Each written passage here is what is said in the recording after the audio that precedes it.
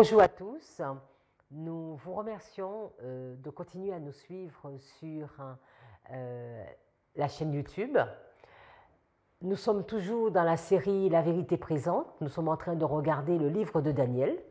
La dernière fois, nous nous sommes arrêtés sur le scellement, et donc toujours en relation avec le verset 41, avant que le roi du Nord rentre dans le pays glorieux, ou au moment qu'il va rentrer dans le pays glorieux.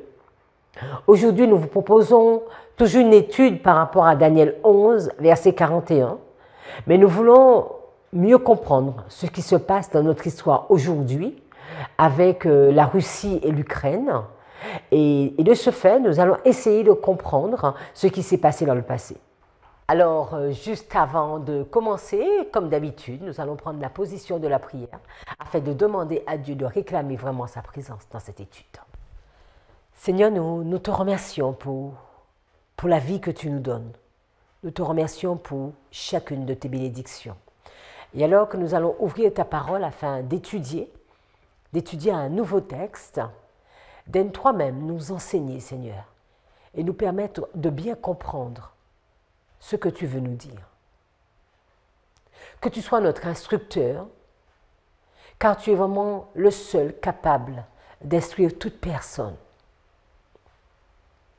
De nous ouvrir les yeux ainsi que l'intelligence sans oublier notre cœur, afin qu'il soit réceptif à ta parole. Nous t'avons prié en ton saint nom. Amen. De tout temps, Dieu a cherché à parler à son peuple. Si nous regardons la Bible, ce précieux livre, ce livre contient l'histoire du peuple d'Israël.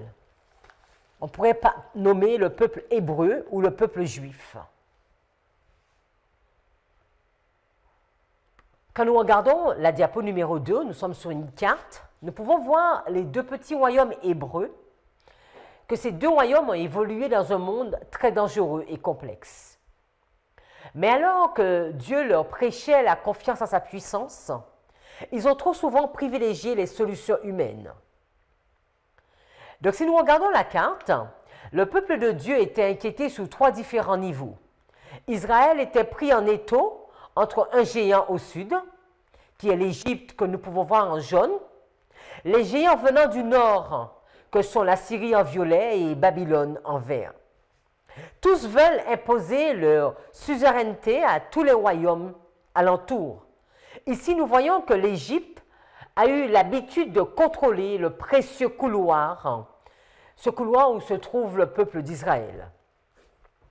L'histoire nous montrera que les géants venant du nord vont être des conquérants redoutables. En plus des grands empires, il y a eu également de petits pays limitrophes qui attaquaient également, comme les Philistins à l'époque des juges et de David, ou bien les Édomites à l'époque du prophète Abdias. Il y en a ceux qui voulaient carrément un peu plus, la Syrie, à l'époque d'Élie et d'Élisée. Et pour compliquer les choses, Israël et Juda parfois avaient des luttes même entre eux. Le prophète Ésaïe a été envoyé pour la période assyrienne, ou bien Jérémie qui était pour la période babylonienne, et il va essayer par tous les moyens de dissuader la haute société, de dissuader ce peuple et les responsables de faire alliance avec l'Égypte et de faire confiance à Dieu. Donc il les dissuadait de descendre en Égypte, mais beaucoup plus de rester et de faire confiance à Dieu. Parce qu'il est le seul capable de maîtriser toute situation, et c'est lui qui pouvait diriger son peuple. Aussi, nous allons nous arrêter sur cette histoire d'Israël, ce désir d'Israël d'aller en Égypte, ou le désir de la Syrie ou de Babylone de vouloir prendre ce territoire. Allez avec moi dans Genèse chapitre 26 et nous allons voir le verset 1 à 4. Vous vous souvenez de l'histoire d'Abraham? Abraham est sorti d'Ur en Chaldée. Abraham est arrivé en Canaan. Il y a eu une famine et Abraham s'est dirigé en Égypte. Abraham a eu quelques problèmes en Égypte et Abraham est revenu en Canaan. Les années sont passées et il a eu un fils, 2 fils même. Et nous allons voir ce qui va se passer avec Isaac. Allons dans Genèse 26, nous sommes à la diapo 6. Il y eut une famine dans le pays, outre la première famine qui avait eu lieu au pays au jour d'Abraham. Et Isaac alla vers Abimelech, roi des Philistins, à Guérar. Et le Seigneur lui apparut et lui dit, « Ne descends pas en Égypte, demeure dans le pays que je te dirai. Séjourne dans ce pays et je serai avec toi. Et je te bénirai, car à toi et à ta semence, je donnerai toutes ces régions. Et je ratifierai le serment que j'ai fait à Abraham ton père.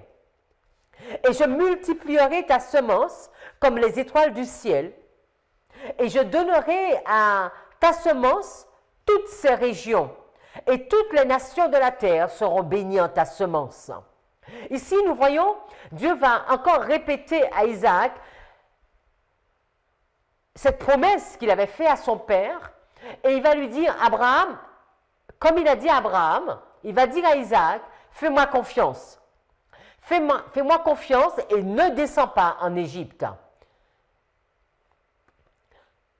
Quelques années plus tard, Isaac va avoir 2 fils, Jacob et Ésaü. Et alors que Joseph est en Égypte, son père ne le sait pas, il est comme un esclave, il va avoir cette promotion, il va devenir même le premier ministre d'Égypte. Les frères iront chercher du blé. Ils vont revenir avec cette très bonne information. Joseph est vivant et Joseph dirige l'Égypte. Joseph veut voir son père et Isaac va demander à Dieu, mais est-ce qu'il doit descendre en Égypte? Lisons Genèse au chapitre 46 et nous sommes dans les versets 1 à 4. Genèse 46, les versets 1 à 4. Et Israël partit avec tout ce qu'il possédait et arriva à Beersheba et offrit des sacrifices au Dieu de son père Isaac. Et Dieu parla à Israël, donc Jacob, dans les visions de la nuit et dit, Jacob, Jacob. Et il dit, je suis ici. Et Dieu lui dit, je suis Dieu, le Dieu de ton père. N'aie pas peur de descendre en Égypte, car je t'y ferai devenir une grande nation. Je descendrai avec toi. Donc ça c'est vraiment important. Je descendrai avec toi en Égypte et je t'en serai aussi très certainement. Et je t'en ferai aussi très certainement remonter. Et Joseph mettra sa main sur tes yeux. Voilà alors que Jacob se pose des questions. Est-ce qu'il faut aller en Égypte parce que Dieu leur avait promis la Canaan? Est-ce qu'il faut quitter Canaan pour aller en Égypte? Dieu va dire à Jacob, vas-y, n'aie pas peur. N'aie pas peur, je serai avec toi. Alors nous voyons à Isaac, ne va pas en Égypte. Et à Jacob, va en Égypte, je suis avec toi. Égypte, terre de refuge. Nous avons vu dans notre dernière étude, quand nous avons regardé la ligne de Christ, nous avons vu que Jésus, quand il était petit, les anges ont demandé à ses parents d'aller en Égypte. Nous sommes à la diapo 8, Matthieu 2, 13 et 14. Matthieu, chapitre 2, le verset 13 et 14. Lorsqu'ils furent partis, voici un ange du Seigneur apparut en songe à Joseph et dit, « Lève-toi, prends le petit enfant et sa mère, fuis en Égypte et reste-y jusqu'à ce que je te parle. Car Hérode cherchera le petit enfant pour le faire périr. » Joseph se leva, prit de nuit le petit enfant et sa mère et se retira en Égypte. Égypte, terre de refuge. Ellen White va nous dire dans Jésus-Christ, à la diapo 9, Satan, décidé à empêcher la lumière divine de briller dans le monde, fit appel à toute sa ruse afin d'anéantir le Sauveur. Mais celui qui ne sommeille ni ne dort veillait sur son enfant bien-aimé. Celui qui avait fait pleuvoir la manne du ciel sur Israël et qui avait nourri Élie en temps de famine, offrit un refuge en terre païenne. À Marie et à l'enfant Jésus, les dons apportés par les mages venus de pays païens furent le moyen dont se servit la Providence pour défrayer les exilés de leur voyage en Égypte et de leur séjour dans ce pays étranger. Encore nous voyons, va en Égypte. À un moment, Dieu va dire, n'y va pas. À un autre moment, il va dire, vas-y en Égypte, je serai avec toi, je te parlerai, je te dirai quand est-ce que tu devras retourner. Ésaïe nous le dit et nous le répète, car mes pensées ne sont pas vos pensées et vos chemins ne sont pas mes chemins, dit le Seigneur. Nous le voyons dans Ésaïe 55, verset 8. Et au verset 9, il va continuer en disant, car comme les cieux sont plus élevés que la terre, aussi mes chemins sont plus élevés que vos chemins et mes pensées plus que vos pensées. Dieu est en train de nous dire, je sais à quel moment aller et je sais à quel moment ne pas aller. Égypte. Égypte, terre de refuge. Égypte est dans le sud. Égypte, on a vu sur la carte que Israël est coincé entre l'Égypte au sud, Assyrie au nord, le royaume du nord. Si nous regardons à la diapo 11, Prophète et roi, page 10, paragraphe 1, par une grande puissance et par une main forte, le Seigneur fit sortir son peuple du pays d'Égypte. Il avait dit à Jacob, tu peux y aller, et par sa main puissante, il va faire sortir ce peuple d'Égypte. Il envoya Moïse, son serviteur, et Aaron qu'il avait choisi. Ils accomplirent par son pouvoir des progrès au milieu d'eux. Ils firent des miracles dans le pays de Cham. Il menaça la mer Rouge, et elle se dessécha. Et il les fit marcher à travers les abîmes. Il les délivra de l'esclavage pour les conduire dans un bon pays, un pays que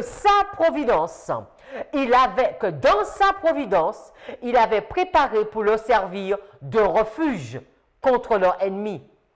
Dieu est en train de dire que Égypte, ce n'est pas la terre de refuge, ce n'est pas le pays de refuge. Le pays de refuge que Dieu a choisi, que dans sa providence, il avait guetté, qu'il avait désiré, était la Canaan. Dans le texte, il est bien dit, il les délivra de l'esclavage pour les conduire dans un bon pays, un pays que dans sa providence, il avait préparé pour leur servir de refuge contre leurs ennemis. Il voulait les amener à lui pour les entourer de son bras protecteur. En retour de tant de bonté et de miséricorde, les Israélites devaient exalter son nom et le rendre glorieux. Le nom de Dieu est glorieux. Et Dieu voulait qu'Israël, à travers son comportement et son message, montre aux autres à quel point ce nom est glorieux. Et pour cela, Canaan était la terre de refuge et non pas l'Égypte. Mais plus d'une fois, les enfants d'Israël vont guetter l'Égypte. Parce que vous vous souvenez, ils sont restés longtemps en Égypte et ils aimaient les poireaux d'Égypte. Allons avec moi dans Ésaïe chapitre 30, le verset 2, et Ésaïe chapitre 31, verset 1. Nous sommes à la diapo 12. Qui descendent en Égypte sans me consulter, pour se réfugier sous la protection de Pharaon et chercher un abri sous l'ombre de l'Égypte. Voilà, Dieu est en train de leur dire, mais voilà, vous cherchez à descendre en Égypte sans me consulter, parce que vous voulez trouver une protection en Pharaon. Vous voulez trouver un refuge en Égypte, alors que le refuge est à Canaan, et c'est sous mes ailes. Mes ailes, c'est sous ses ailes protectrices. Dans Ésaïe 31, verset 1, « Malheur à ceux qui descendent en Égypte pour avoir du secours, qui s'appuie sur des chevaux et se fie à la multitude des chars et à la force des cavaliers, mais qui ne regarde pas vers le Saint d'Israël et ne cherche pas l'Éternel. Et Dieu va dire malheur, malheur à ceux qui cherchent refuge en Égypte, car le refuge est en l'Éternel. Ésaïe va continuer encore au chapitre 36, le verset 6. Nous sommes à la diapo 13. Voici, tu l'as placé dans l'Égypte. Tu as pris pour soutien ce roseau cassé qui pénètre et perce la main de quiconque s'appuie dessus. Tel est Pharaon, roi d'Égypte, pour tous ceux qui se confient en lui. Vous connaissez cette histoire? C'est l'histoire d'avec Sennachérib qui ira voir Ézéchias et il va faire ce constat. Il va dire, oui, tu dis que tu cherches le secours en l'Éternel, mais en réalité, tu veux placer ton secours en Égypte, en ce roseau cassé. Jérémie va nous dire au chapitre 37, le verset 7, « Ainsi parle l'Éternel, le Dieu d'Israël, vous direz au roi de Juda, qui vous envoyait vers moi pour me consulter, voici l'armée de Pharaon qui était en marche pour vous secourir, retourne dans son pays en Égypte. » Alors qu'il cherchait le secours en Égypte, alors qu'il cherchait le secours en Pharaon, il se retrouve démuni de toutes ces aides. Parce que Dieu veut faire et donner un message clair à Israël. Le refuge se trouve en l'Éternel. Si nous continuons bien, même revenons un peu en arrière, parce que nous étions dans l'époque d'Ésaïe et de Jérémie.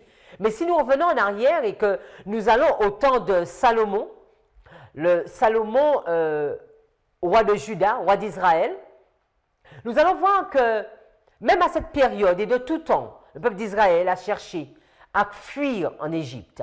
Allons dans 1 Roi, chapitre 11, le verset 40. 1 Roi, chapitre 11, le verset 40. Nous sommes sur la diapo 14. Salomon chercha à faire mourir Jéroboam. Et Jéroboam se leva et s'enfuit en Égypte auprès de Shishak, roi d'Égypte. Il demeura en Égypte jusqu'à la mort de Salomon. Si nous regardons une autre histoire dans 2 Rois 17, verset 4, quelques années beaucoup plus tard, nous sommes presque à la fin pour les 10 tribus du Nord. Il nous est dit, mais le roi d'Assyrie découvrit une conspiration chez Osée. Nous savons que Osée fut le dernier roi d'Israël qui avait envoyé des messagers à ce roi d'Égypte et qui ne payait plus annuellement le tribut au roi d'Assyrie. Le roi d'Assyrie le fit enfermer et enchaîner dans une prison. Parce qu'alors que le roi d'Assyrie avait une mainmise sur Israël, Israël continuait à chercher de l'aide en Égypte. Ellen White va nous dire, dans Prophète et Roi 351.1, nous sommes à la diapo 15, les prophéties de Jérémie relatives au jugement et adressées au reste qui s'était révolté contre Nebuchadnezzar en s'enfuyant en Égypte, contenaient aussi des promesses de pardon pour tous ceux qui se repentiraient de leur folie et seraient disposés à revenir dans leur pays. Dieu n'épargnerait pas ceux qui se détournaient de son conseil et subiraient l'influence corruptrice de l'idolâtrie égyptienne. Mais il se montrait miséricordieux envers ceux qui feraient preuve de fidélité à son égard. Ceux en petit nombre qui échapperont à l'épée retourneront au pays d'Égypte, retourneront du pays d'Égypte au pays de Juda, disait-il. Mais tout le reste de Juda, tous ceux qui sont venus au pays d'Égypte pour y demeurer, seront, si ce sera ma parole ou la leur qui s'accomplira. Parce qu'encore une fois, le peuple d'Israël cherchait le secours en Égypte, alors que Dieu avait un plan et que de tout temps, Dieu il est maître des événements. Il avait décidé que Nebuchadnezzar serait son instrument pour châtier et frapper son peuple. Mais son peuple voulait encore un refuge en Égypte. Ne descendez pas en Égypte.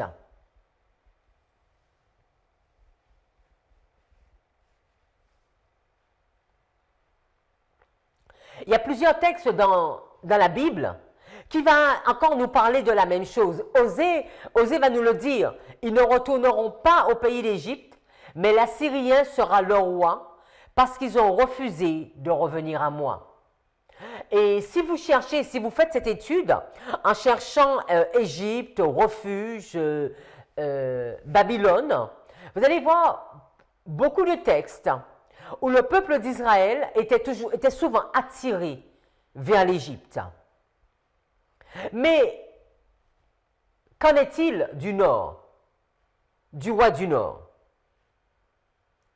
Si nous regardons dans la Bible, alors que les enfants d'Israël sont attirés pour aller en Égypte, le roi du nord avait été choisi par Dieu.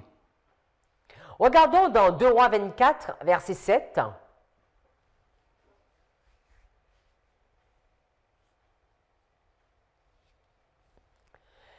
Il nous est dit que le roi d'Égypte ne sortit, nous sommes à la diapo 17, le roi d'Égypte ne sortit plus de son pays quand le roi de Babylone avait pris tout ce qui était au roi d'Égypte, depuis le torrent d'Égypte jusqu'au fleuve de l'Euphrate. Mais pourquoi il avait pris tout cela?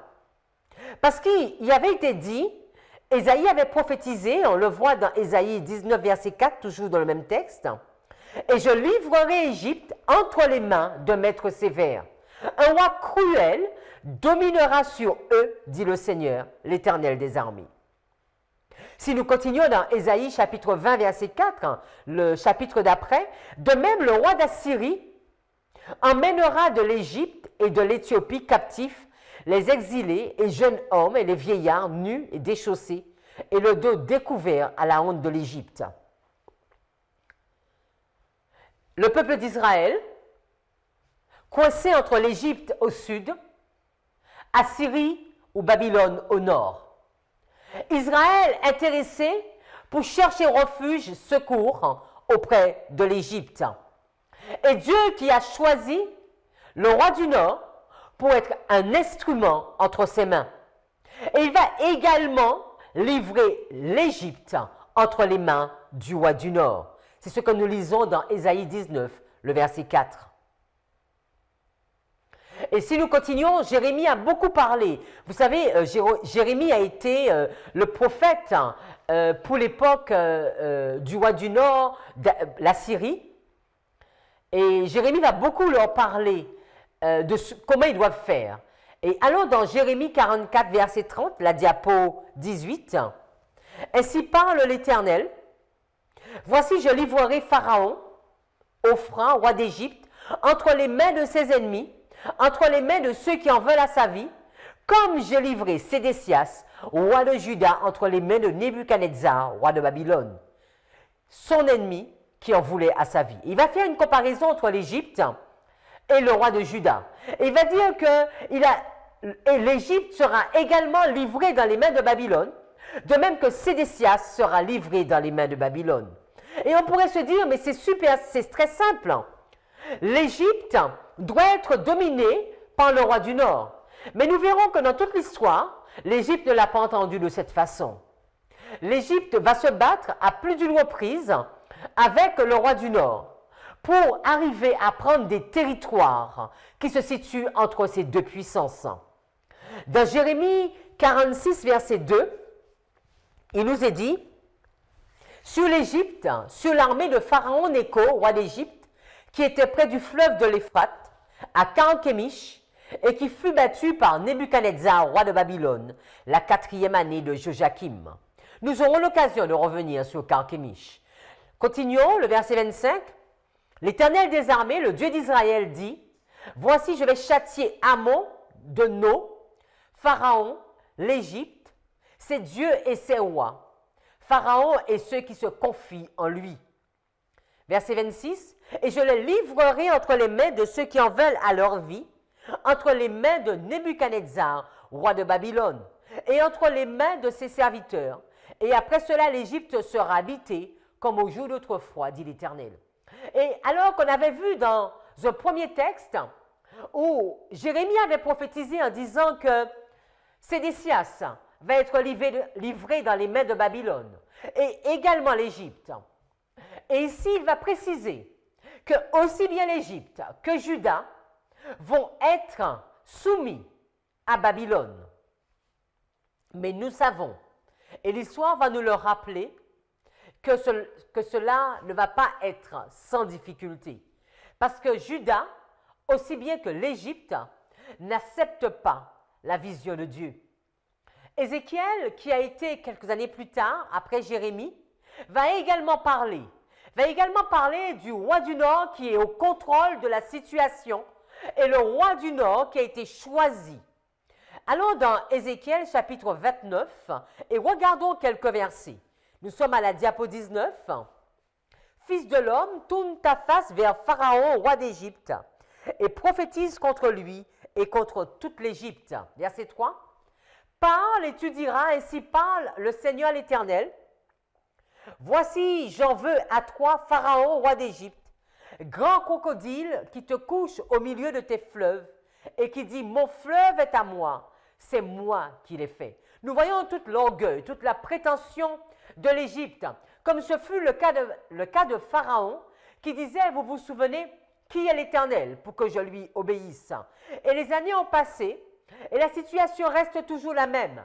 Et pourtant Dieu a parlé et Dieu a dit que j'envoie mon serviteur, celui qui est au nord, je l'envoie, et Égypte, tu lui seras soumis. Quand nous allons au verset 19, il est dit, c'est pourquoi ainsi parle le Seigneur l'Éternel. Voici, je donne à Nebuchadnezzar, roi de Babylone, le pays d'Égypte, et il en emportera ses richesses, et il en prendra des dépouilles, il en pillera le butin, ce sera un salaire pour son armée. Et le chapitre d'après de nous dire, ainsi parle le Seigneur l'Éternel, je ferai disparaître la multitude de l'Égypte par la main de Nebuchadnezzar, roi de Babylone. Les amis, beaucoup de textes, plusieurs textes dans la Bible. Les prophètes vont répéter la même chose, aussi bien à l'Égypte qu'à Israël, en leur disant, vous irez en captivité. Dieu a choisi le royaume du Nord pour vous frapper. Mais aussi bien l'Égypte que Juda ne vont pas l'accepter. Alors, fort de tout ceci, n'oublions pas que nous sommes dans le livre de Daniel. Nous sommes toujours au chapitre 11. Et au chapitre 11, il est question du roi du Nord et du roi du Sud. Israël coincé entre le roi du Nord et le roi du Sud. Mais le roi du Sud doit perdre et le roi du Nord doit gagner. C'est ce que Dieu a prévu. C'est le plan qu'il a mis en place. Mais alors que nous sommes sous le royaume de Perse, puisque quand Daniel va avoir cette vision, c'est sa dernière vision, les chapitres 10 au chapitre 12, nous sommes déjà sous Cyrus, Babylone est tombée. Qu'en est-il de l'Égypte? Juda est en captivité à Babylone. Qu'en est-il de l'Égypte? Nous savons que pendant le règne de Babylone, Nebuchadnezzar va prendre l'Égypte. Nous pouvons le voir dans les livres d'Ézéchiel. Alors on pourrait se dire, mais c'est une histoire passée. Alors pourquoi encore cette lutte entre le roi du Nord et le roi du Sud dans le chapitre de Daniel 11? Alors que Babylone, alors que le roi du Nord n'est plus le maître du monde. Qu'est-ce que Dieu veut nous enseigner? Est-ce que cette notion du roi du Sud et du roi du Nord devrait s'étendre même après la défaite de Babylone? Si nous regardons la structure du livre de Daniel, je vous invite à prendre la diapo 21 et nous allons nous arrêter un peu dessus. Donc, ce n'est pas au tableau. Donc, alors que vous l'avez sous les yeux, je vais essayer de vous l'expliquer. Quand nous sommes en moins 536, donc là commence donc le verset 1.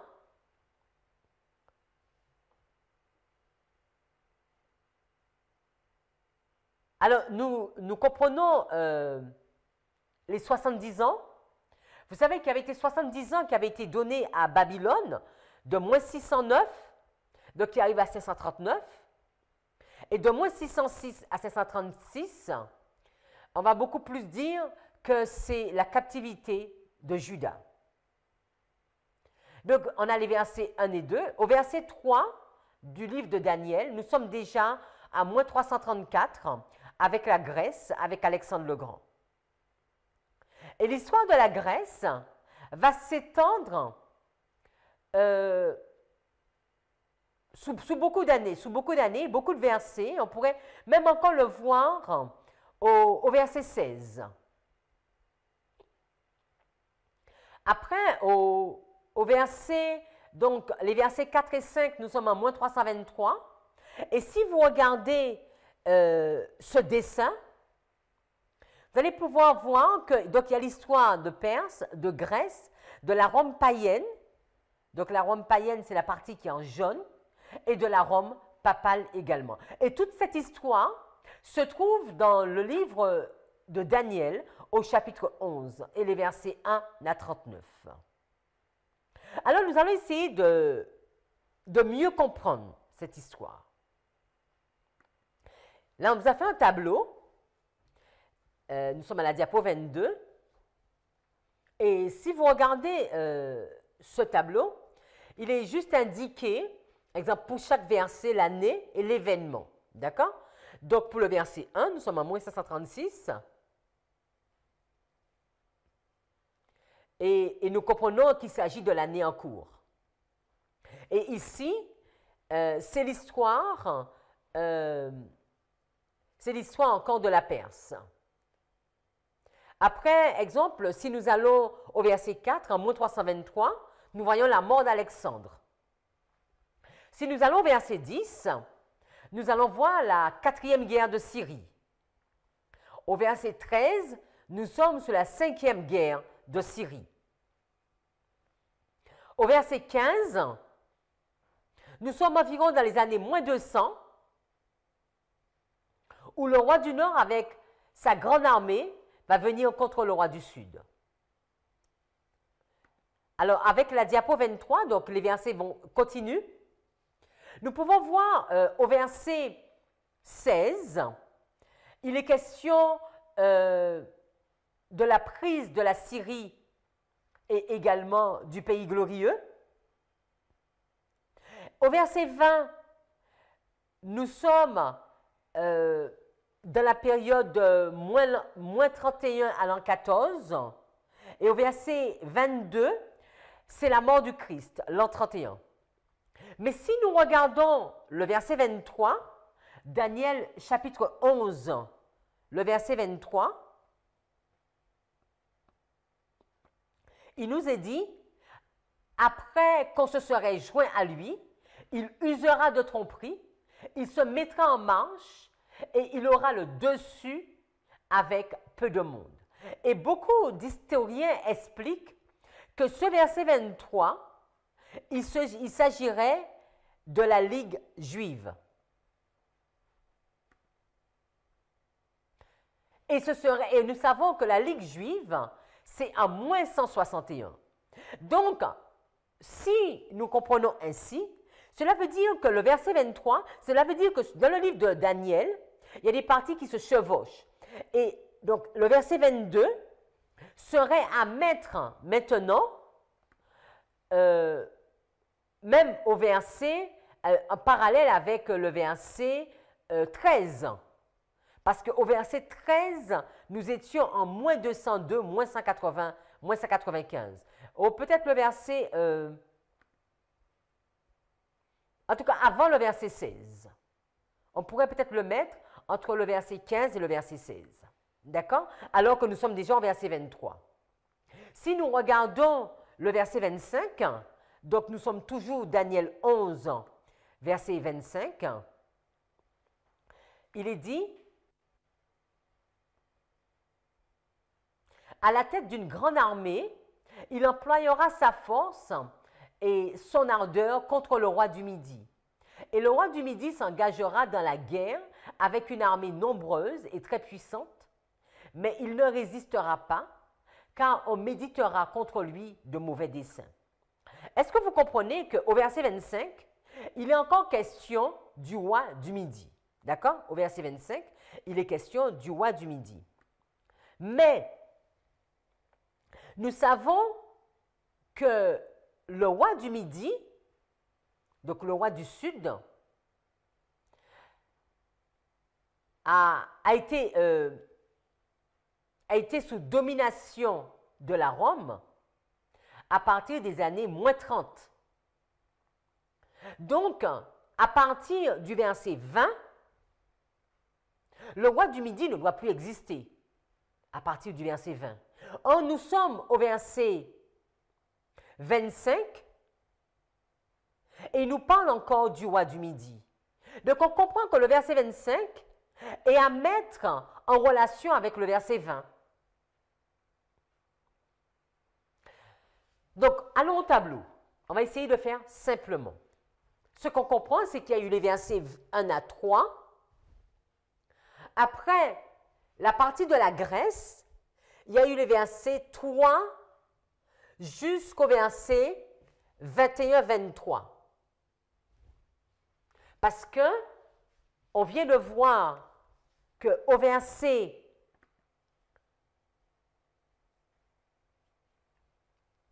même au verset 25, même on pourrait même mettre au verset 25, parce qu'au verset 25, il est question de la bataille d'Actium. Donc là, c'est la partie de la Grèce. Et pourtant, Rome intervient dès le verset 14. Et précisément au verset 16, nous voyons Rome prendre la suprématie.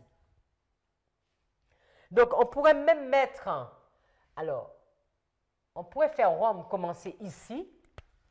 On pourrait le faire commencer plus tard, hein, mais on peut le faire commencer là.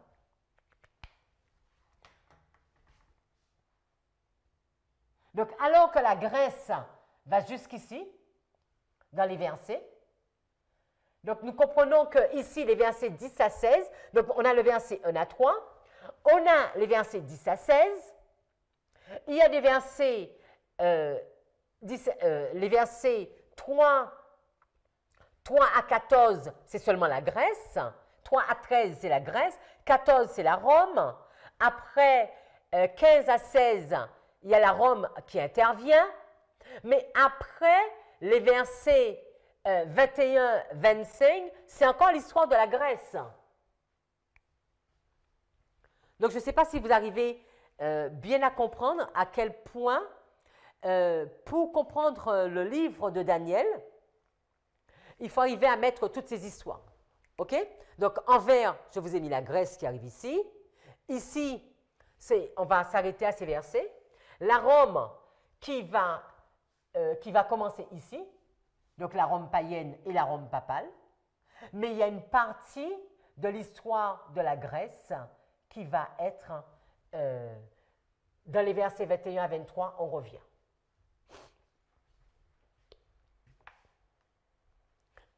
Donc, je vous invite à regarder ce schéma, à peut-être à le refaire. Alors, à la diapo 29, vous pouvez voir, hein, à la diapo 29, j'ai essayé de résumer. Donc, nous voyons en moins 536 le verset 1 de Daniel, donc c'est la Perse. En verset 3, donc nous sommes déjà en moins 334 avec Alexandre, avec la Grèce. Mais au verset 37, c'est encore Alexandre. Alors qu'au verset 15, c'est la Rome. D'accord? Donc, nous voyons un moment, vous avez la partie, le vert, qui est chevauché, ou bien qui se superpose.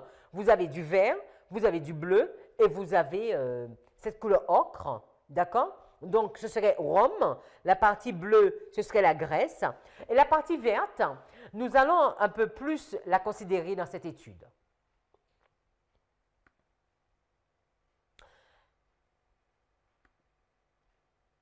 Alors, pour cette étude, nous allons, on l'a déjà dit, hein, mais nous allons beaucoup nous baser sur Daniel et Apocalypse de Uriah Smith. Ellen White va nous faire un commentaire, donc nous sommes à la diapo 25. Ellen White va nous dire 4 livres spéciaux. Et ces 4 livres spéciaux sont Daniel et Apocalypse, la grande controverse, donc la tragédie des siècles, Patriarches et prophètes et Jésus-Christ doivent maintenant aller dans le monde. Les grandes instructions contenues dans le livre Daniel et Apocalypse ont été lues attentivement par beaucoup de personnes en Australie. Ce livre a été le moyen d'amener de précieuses âmes à la connaissance de la vérité. Tout ce qui peut être fait doit être fait pour faire circuler le livre pensé sous Daniel et l'Apocalypse. Je sais qu'aucun autre livre ne peut le remplacer. C'est la main aidante de Dieu. Donc ce livre qui a été écrit par Uriah Smith, qui lui a pris les textes de Daniel et d'Apocalypse et a essayé de nous montrer l'application de ces versets. Donc nous allons beaucoup nous baser sur ces textes afin de mieux comprendre cette histoire. Si nous allons à la diapo 26, Uriah Smith va nous dire, dans le reste de ce chapitre, il est souvent fait mention du roi du Nord et du roi du Midi. Donc nous sommes au verset 5. Il est donc essentiel d'identifier clairement ces puissances pour comprendre la prophétie. Donc il nous dit qu'il est indispensable de comprendre cette notion du roi du Nord et la notion du roi du Sud. Qui est le roi du Nord? Qui est le roi du Sud? Littéralement, pour le peuple d'Israël, le roi du Sud, c'était l'Égypte, le roi du Nord, Assyrie, et à un moment, Babylone va prendre Assyrie, et ce sera Babylone, le roi du Nord. Mais, tout ceci, nous voulons comprendre qui est le roi du Sud et qui est le roi du Nord pour nous. Nous en avons déjà parlé quand nous avons vu Daniel 11, le verset 40a. Continuons le texte, diapo 26. Quand l'empire d'Alexandre fut divisé, ces différentes portions s'étendirent vers les 4 vents du ciel, le nord, le sud, l'est et l'ouest. Ces divisions étaient surtout perçues quand on les observait depuis la Palestine, partie centrale de l'empire. La division qui se trouvait à l'ouest de la Palestine constituait le royaume de l'ouest.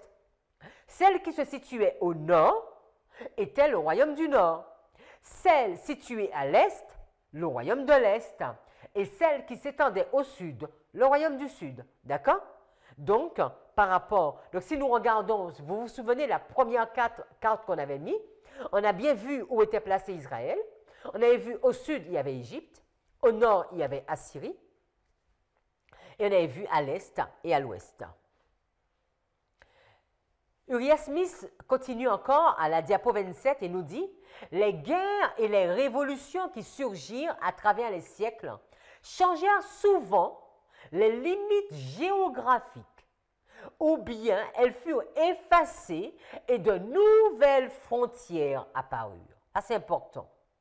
Mais quels que soient les changements effectués, ces premières divisions de l'Empire sont celles qui doivent déterminer les noms que depuis lors portèrent ces portions du territoire, où nous n'aurons aucune base ni aucune norme pour prouver l'application de la prophétie. Vous avez entendu? Il nous dit quels que soient les changements effectués. Les premières divisions de l'Empire sont celles qui doivent déterminer les noms que depuis lors portèrent ces portions de territoire, où nous n'aurons aucune base ni aucune norme pour prouver l'application de la prophétie. Il continue en disant, en d'autres termes, quelle que soit la puissance qui à un moment déterminé occupe le territoire qui au début constitua le roi du Nord, cette puissance deviendra le roi du Nord tant qu'elle occupera ce territoire. Est-ce que vous comprenez? Il est dit en d'autres termes, quelle que soit la puissance qui à un moment déterminé occupe le territoire qui au début constitua le roi du Nord, cette puissance deviendra le roi du Nord tant qu'elle occupera ce territoire. C'est-à-dire, Assyrie était le roi du Nord. D'accord? Quand Babylone n'est pas forcément dans le nord, hein, d'accord? Quand Babylone vient et prend Assyrie, Babylone devient le roi du Nord. Il en est pareil que quand nous allons regarder dans Daniel, quand le roi du Nord, Rome, va venir, et quand Rome va prendre Syrie, bien que Rome ne se trouve pas dans le Nord, mais Rome va devenir le roi du Nord parce qu'il a pris le roi du Nord, et le roi du Nord, c'était Syrie à l'époque. Quelle que soit la puissance, donc on continue, quelle que soit la puissance qui vient occuper ce qui au début constituait le royaume du Sud, elle le sera aussi longtemps que durera ce roi. Nous parlons seulement de ces deux parce que ce sont les deux seuls mentionnés dans la prophétie et parce qu'en fait, tout l'empire d'Alexandre se résume finalement dans ces deux divisions. Donc nous sommes dans l'empire d'Alexandre et dans l'empire d'Alexandre, Uriah Smith va nous dire, en réalité, on va s'arrêter sur deux rois, le roi du Sud et le roi du Nord. Le roi du Sud, Égypte, le roi du Nord, Syrie. Et si quelqu'un prend le roi du Sud, mais il deviendra le roi du Sud, et si quelqu'un prend le roi du Nord, mais il deviendra le roi du Nord.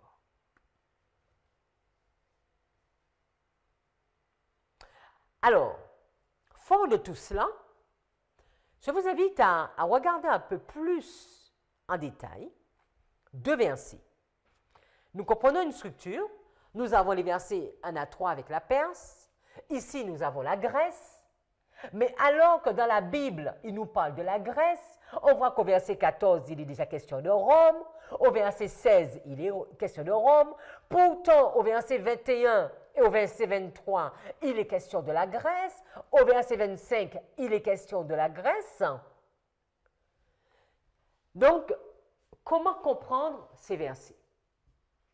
Et si nous regardons les versets 10 et les versets 16,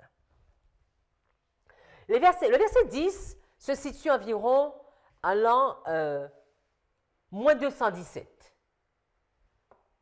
Moins 218, moins 217. Et le verset 16 en moins 63. Alors vous allez me dire pourquoi? C'est parce que quand nous lisons le texte, alors regardez avec moi, donc nous sommes à Daniel chapitre 11, le verset 10.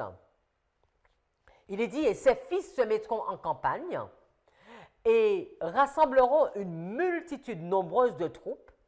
L'un d'eux s'avancera, se répandra comme un torrent, débordera, puis reviendra. Et ils pousseront les hostilités jusqu'à la forteresse du roi du Midi. Nous avons lu dans la Louis II. Et les historiens vont placer ce texte en moins 218, juste avant la bataille de Raphia. Et le verset 16, si nous regardons le verset 16, « Celui qui marchera contre lui fera ce qu'il voudra, et personne ne lui résistera. Il s'arrêtera dans le plus beau des pays, exterminant ce qui tombera sous sa main. » Et les historiens vont placer ceci en moins 63 avec la prise de la Palestine. Alors, ce que je voudrais faire avec vous, c'est regarder deux versets. Donc, si nous regardons Daniel chapitre 11, les versets 10, et Daniel 11, verset 40b, nous allons voir qu'il y a des points communs, en tout cas des mots qui sont les mêmes. Exemple, dans Daniel 11, verset 10, il est dit, si vous lisez avec moi, « Ses fils se mettront en campagne et rassembleront une multitude nombreuse de troupes. L'un d'eux, donc, s'avancera. » Donc, c'est quoi les actions? Donc, l'un d'eux s'avancera, se répandra comme un torrent et débordera. Puis reviendra et ils pousseront les hostilités jusqu'à la forteresse du roi du Midi. Donc, trois actions, s'avancer, se répandre, déborder. Mais si nous allons dans Daniel chapitre 11 et le verset 40b maintenant, nous allons voir également les trois mêmes actions. D'accord? S'avancera dans les terres, se répandra comme un torrent et débordera. Alors, qu'est-ce que nous sommes en train de dire? On voit que le verset Daniel 11, verset 10 et Daniel 11, verset 40b, ils ont des points communs. Mais si nous regardons sur notre ligne, nous avons tracé, alors attendez, excusez-moi, je vais tracer.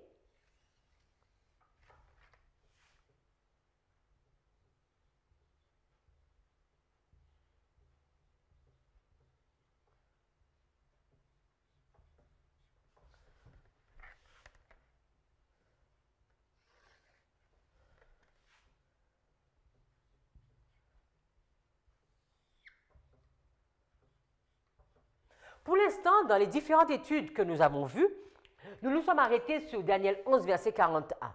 Nous l'avons beaucoup expliqué avec le roi du Nord, le roi du Sud, 1798. D'accord? Donc je vais mettre ici 1798. Ensuite, nous nous sommes arrêtés sur beaucoup d'études sur Daniel 11, 40b. Et nous l'avons placé en 1989. Après, nous avons continué. Nous nous sommes beaucoup arrêtés sur Daniel 11, verset 41, et nous avons vu qu'il était question de la loi du dimanche. Nous avons parlé des nouvelles, les nouvelles en provenance de l'Est et du Nord, qui allaient effrayer et rendre furieux le roi du Nord, qui était au verset 44. Et c'est ici que nous sommes dans l'étude. Mais maintenant, nous voulons comprendre et mieux comprendre qu'est-ce qui va se passer dans notre histoire. Parce que nous sommes en 2022, et est-ce que nous sommes très près de 1989 ou est-ce que nous sommes plus près de la loi du dimanche? Beaucoup vont dire, ah oui, mais nous sommes près de la loi du dimanche, d'accord? Oui, mais la loi du dimanche dans 5 ans, dans 10 ans, dans 15 ans, dans 20 ans, dans 30 ans, dans 50 ans. Est-ce que la Bible pourrait nous donner un peu plus d'informations sur cette partie? Et qu'est-ce que nous voyons?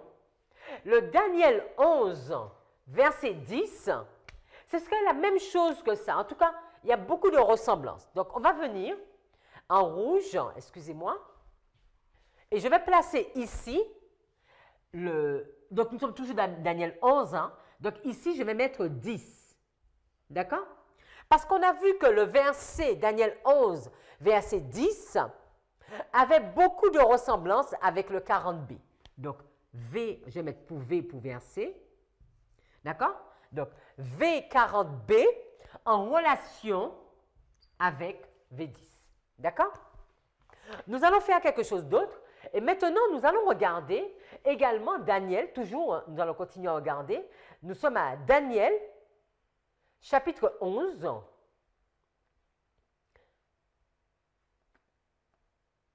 Daniel 11. Et nous allons regarder le verset 16. Donc, Daniel 11, verset 16. Et Daniel 11, verset 16, si nous le comparons, nous allons voir qu'il est dit celui qui marchera, donc celui qui marchera contre lui, il fera ce qu'il voudra et personne ne lui résistera. Il s'arrêtera dans le plus beau des pays en exterminant ce qui tombera sous sa main. Donc il y a des mots que nous avons déjà vus, notamment le pays glorieux, le plus beau des pays. Donc on va mettre pays glorieux, on va mettre la main. Vous vous souvenez, il était beaucoup de questions. Édom, Moab et Ammon échapperont de sa main. Et il y a la notion de « il marchera », celui qui marchera. Si nous regardons celui qui marchera, c'est la Strong 0935 et qui veut dire la même chose que celui qui entrera. Donc, on va mettre « entrera ».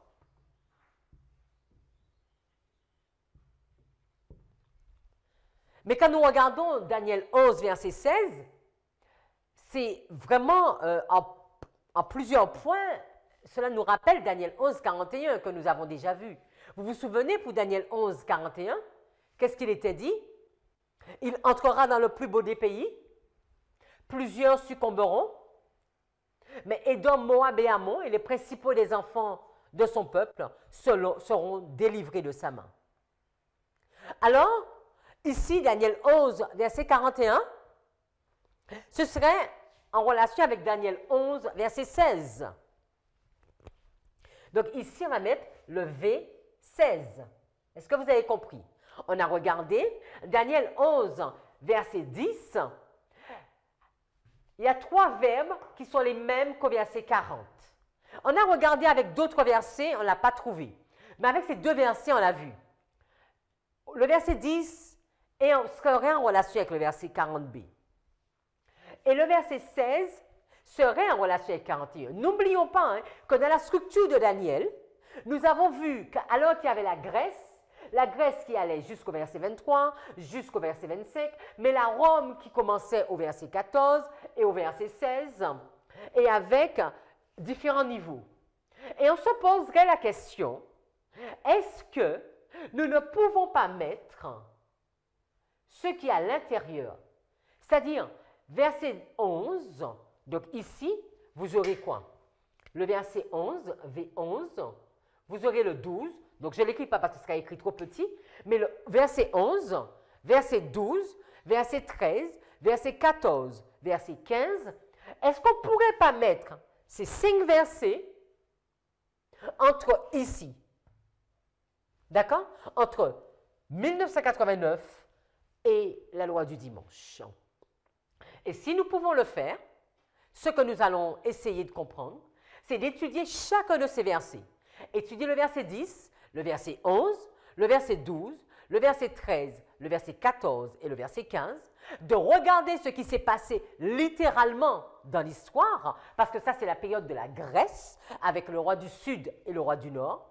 Essayer de comprendre comment fonctionnait le roi du Sud et le roi du Nord, et maintenant faire une application dans notre histoire aujourd'hui avec le roi du Sud et le roi du Nord. C'est ce que nous allons faire dans la prochaine étude. Prions. Merci Seigneur pour ce moment d'étude que tu nous as donné. Que tu puisses continuer à nous instruire et rendre cette étude de plus en plus claire afin que tous ceux qui la suivent puissent comprendre pleinement ce que tu veux. Merci pour le plan que tu as pour nous et la façon que tu essaies de nous instruire. Tu connais nos difficultés et nos lacunes, mais merci pour ta patience envers nous. Nous t'avons prié en ton Saint-Nom, Jésus. Amen.